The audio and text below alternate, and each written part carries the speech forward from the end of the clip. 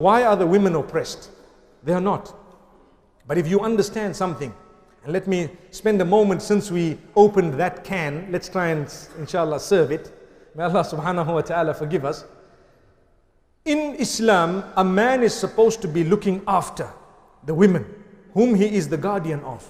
The closest male relative is supposed to be providing the basics for the females whom he is the closest to in terms of the Sharia. It's either a husband or an adult son or a father or a brother if those are non-existent, meaning stage by stage depending. If one is not there, then it goes to the other. If one has run away from his duty, it goes to the other. It doesn't mean you leave her on the street and so on.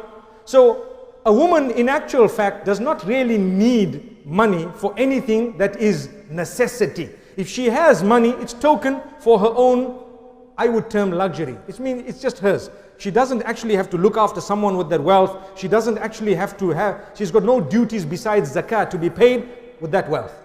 But a man, if he has wealth, he's got duties, obligations. Obligations for what? Obligations upon those whom he is the guardian of. His children, his wife, maybe his mother if he is the son and so on.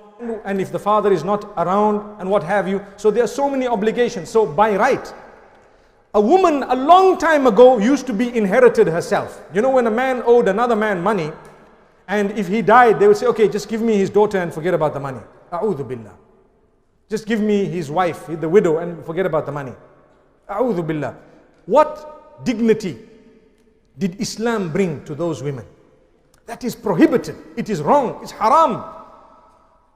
So much so that even the marriages where someone says, I will marry your sister and you will marry my sister and we will cut out the dowry and so on. That's wrong, completely unacceptable. You can't do that. May Allah subhanahu wa ta'ala forgive us. So Islam honored the woman by saying, you know what? You are not a commodity. You are not a mere tool for business. Today, if you take a look at women, they have been reduced to a tool of business. They want to advertise, for example, electric cables. And they'll have a naked woman next to it. Doing what? If you touch those type of cables, you'll be burnt. Allahu Akbar. May Allah subhanahu wa ta'ala forgive us.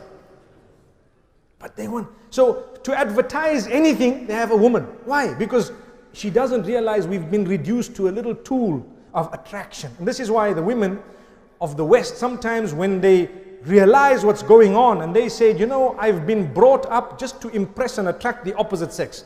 And I've been made to understand that that's what life is all about. When they see the beauty of Islam, they realize the value for themselves, their link with Allah. It's not all about impressing the opposite sex. But sadly, because of so much of technology that has been misused by us, sometimes even our own daughters and our own women happen to be falling in that, let alone the men. May Allah subhanahu wa ta'ala safeguard us all.